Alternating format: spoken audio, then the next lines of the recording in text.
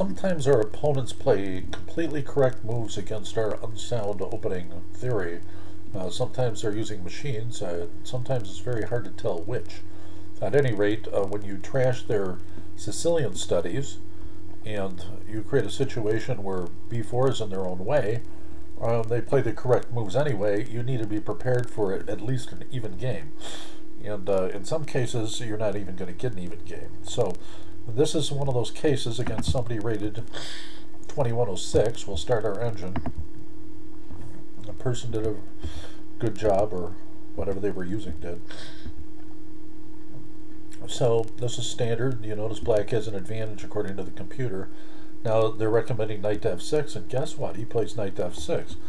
Very few human beings do this, even at high levels, and it's very interesting that that is a fact, that just retaking with the queen, which is very tempting to do, is a mistake. So now it says the right move, of course, is a3 for white, and of course I don't do it. So retaking with the knight is the method by which they want things to have done, and I played the correct a3 move according to the computer, which I don't like doing very much, but the idea of a3 is when they take to move c4, and it's especially good to take to move c4 right away when your bishop's not on d3, susceptible to an attack from a knight over on b4. Although with the pawn on e7 and no bishop protecting b4, a check, it can be effective. However, you need support for d5 to have that happen. So now it's suggesting bishop to f5, and instead he just moves e6, which is another computer recommendation, as a matter of fact. So I had to put my bishop somewhere, and I decided to put it on d3. Now that he's played e6, bishop to g4 is not in the offing, pressuring my d-pawn. So now we castle, and he decides to protect, which is an interesting move. A strange move, but interesting, and perhaps he's preparing queen to b6, double, triple attacking over there, I'm not sure what. So we're just going to make standard moves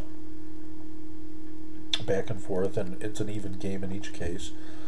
And finally the computer was recommending I take that pawn. Instead I fianchetto. So I'm just once again trying to maintain some sort of tension, avoid exchanges, suggesting I retreat my bishop, and I finally take. So now it says the correct recapture is knight on c takes. Well, that's probably because it opens up the rook on c2. So he took the other way, and that's not as good. We just retreat our bishop to f1, which we wouldn't be able to do if the other knight had taken, because we'd lose the c2 pawn on one of our rooks. So at this rate, computer says queen to b6, Stockfish 8 that is, and a6 is another move that the person made.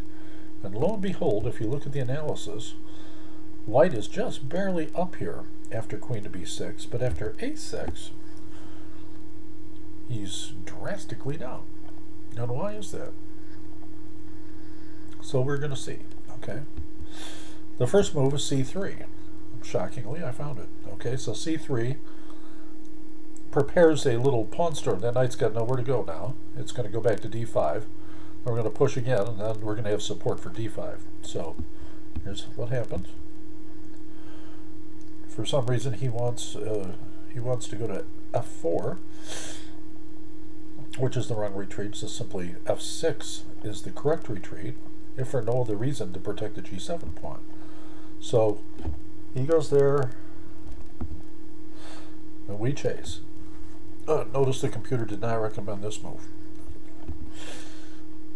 Okay, now we play d5. Now we've got lots of stuff attacked here. It says knight to a5, recovering the pawn is the best move. So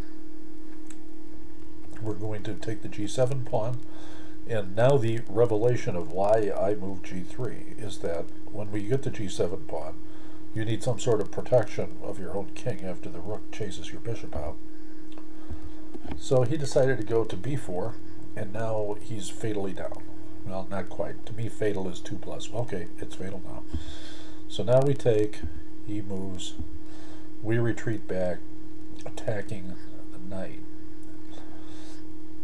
which does have various ramifications. And if you look at all the tension in the center right now, there's a lot of severe stuff going on. In fact, we have that knight needs protection because queen to d2 to h6 is a threat and lots of other things. So he decides to move bishop to f6 instead of protecting that knight, and simply he thinks that if I take that knight, he can take my rook. And instead I take his e6 pawn and protect my rook in a backhanded fashion. So now I am threatening to take the knight, right? Okay. So it says he's got to take my bishop now. Instead he moves his knight, and all of a sudden he's grotesquely lost.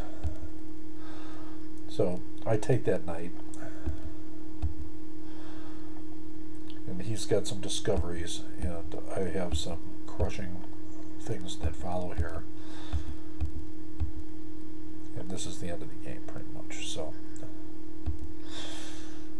you're going to see another game, I'm afraid, where I miss mates and 6s and mates and 5 and 4s and things like that. I don't spend a lot of time researching that stuff. It's like I should be able to see these better, and I don't. I'm a little old. So f4 checks a mate in 5. Instead I pin his queen, and he resigns. So I didn't have to find the mate in 4 if my opponent just resigns, and he's down. Oh, there's a mate in 6 anyway, and he's down 25. That sort of thing works for me, and I get into big arguments with lots of people over this sort of thing. It's like, should I be looking for a mate in 5 for like a few minutes, or should I just be making an obvious winning move? And that's the end of this game. It was a rather nice finish to a game where black played all the right moves, pretty much.